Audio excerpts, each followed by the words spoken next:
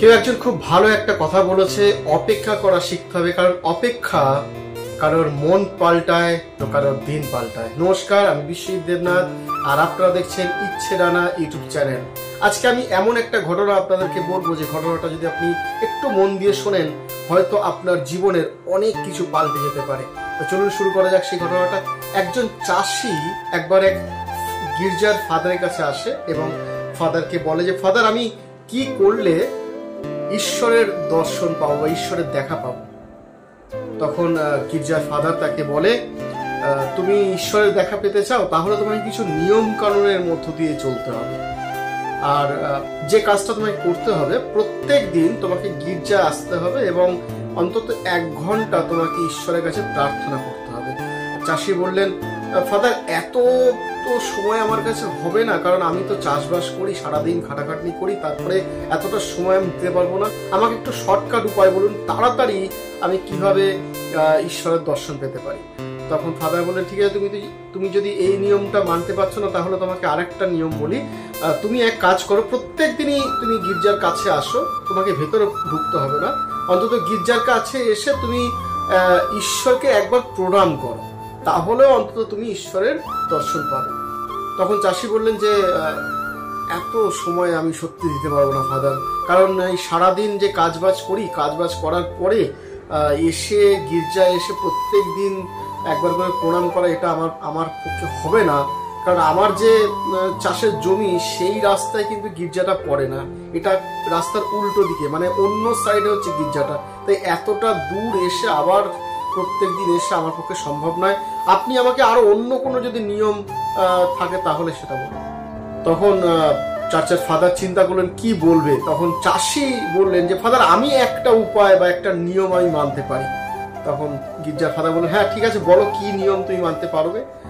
চাষি বললেন, আমি যে জমিতে চাষ করি তার সামনে আমার একটা বন্ধুর জমি রয়েছে, মানে আমার বন্ধু চাষির জমি। তো আমি একটা কাজ করব, প্রত্যেকদিন দুপুরবেলা খাবারের আগে আমি ওই চাষি বন্ধুর মুখটা আমি দেখব, দেখার পরে তারপরে আমি দুপুরের খাবার খাবো। এই নিয়মটাই মানতে পারবো। যদি আমি এই নিয়মটা মানি তাহলে কি আমি ঈশ্বরের দর্শন পাবো? তখন চার্চের ফাদার বললেন, ঠিক আছে, তুমি অন্তত এই নিয়মটা মানো, প্রত্যেকদিন তুমি দুপুরে খাবারের আগে তোমার ওই চাষি বন্ধুর মুখটা তুমি আগে দেখবে, তারপরে তুমি দুপুরের খাবার খাবে। বললো ঠিক আছে, তো এই নিয়মটা আমি মেনে চলবো। তো যথারীতি সে চাষবাস করতে আসে মাঠে এবং প্রত্যেক দিন যখনই খাবার খায় দুপুরে খাবারের আগে চাষির বন্ধুর ওই মুখটা দেখে, দেখার পরে সে খাবার খায়। এরকম বেশ কিছুদিন যায় এবং তার স্ত্রীও যখন খাবার নিয়ে আসে তার স্ত্রী বলে, তুমি খাচ্ছ না কেন? বলে, দাঁড়াও, আমি আমাকে চাষির বন্ধুর মুখটাকে দেখে নি। বলে, কেন চাষি বন্ধুর মুখটা তুমি দেখবে কেন? বলছে, না, এটা একটা দরকার আছে। আর সে চাষি বন্ধুর মুখ দেখে এবং খাওয়া দাওয়া করে। এরকম একটা দিন যখন সে রেডি তার খাবারের জন্য, কারণ প্রচন্ড খিদে পেয়েছে দুপুরবেলায়, আর সে তার চাষি বন্ধুকে খুঁজছে, সে কোথায় গেল আমার চাষি বন্ধু, চারিদিকে খুঁজছে কিন্তু চাষি বন্ধুকে পাচ্ছে না। আর সে এত বেশি তার খিদে পেয়েছে, সেই মানে খুব চিন্তা করছে যে আমি এখন কি করবো, আমার চাষি বন্ধুর মুখটা যতক্ষণ না দেখছি আমি তো খেতে পাচ্ছি না। তখন তার পাশের যারা চাষবাস করছে তাদেরকে জিজ্ঞাসা করে যে তোমরা কি আমার ওই বন্ধুকে দেখেছো, চাষি বন্ধুকে? কোথায় গেল সে? বলছে, হ্যাঁ দেখেছি, ওই তো কিছুটা দূরে যে পুকুরটা আছে ওই জঙ্গলের ভেতরে, পুকুরের ওখানে হাত পা ধুতে গেছে।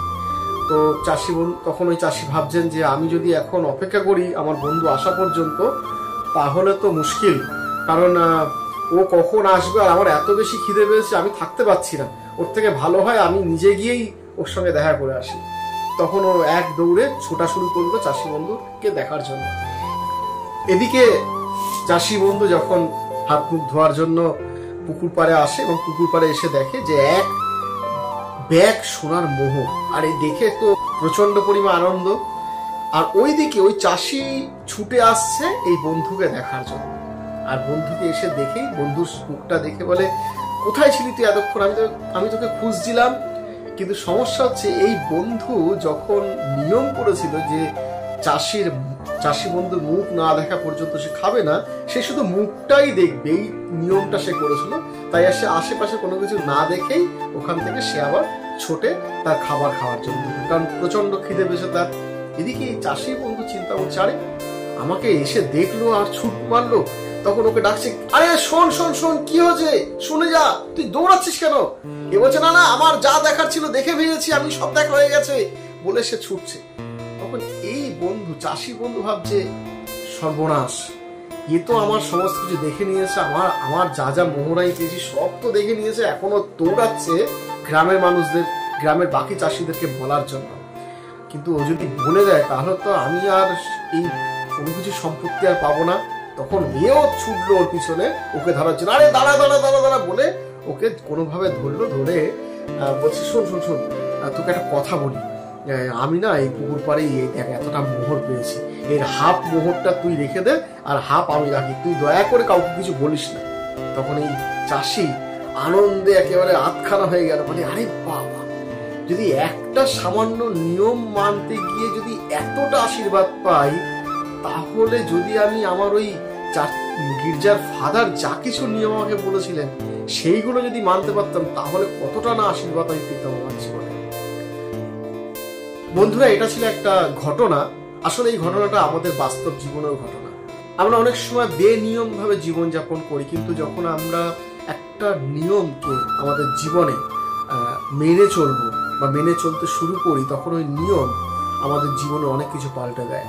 যখন আমরা ঈশ্বরের আজ্ঞাগুলোকে পালন করে আমাদের জীবনে চলতে শুরু করি না, তখন ঈশ্বরের বাক্য বা ঈশ্বরের আদেশ আমাদের জীবনের অনেক বিষয়গুলোকে পরিবর্তন করে।